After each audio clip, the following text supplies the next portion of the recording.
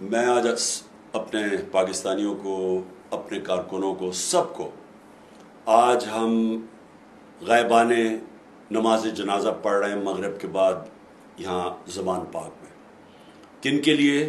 وہ شہداء کے لیے، جو لوگ صرف نکلے تھے اپنے حقوق کے لیے پرامن احتجاج کرنے کے لیے، جن کو سیدھی گولیاں ماری گئی، اور کتنے اور جو بیچارے ابھی ہسپتالوں میں بڑی سیریس گولیوں کی انجریز ہوئی ہیں ان کو.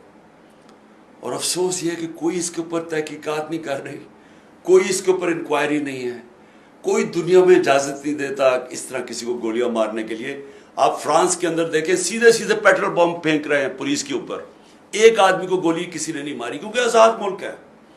غلاموں سے یہ ہوتا ہے. جنرل ڈائر نے یہ کیا تھا، پرامن احتجاج ہو رہا ہے، ان کے اوپر گولیاں چلا دی، کیونکہ وہ ہمارے آقا تھے، ہم ان کے غلام تھے. تو ہم نے اپنے شہداء کے لیے سب نے آج یہاں جمع ہونا ہے مغرب کے بعد، اور ان کا غائبانہ نماز جنازہ پڑھنی ہے.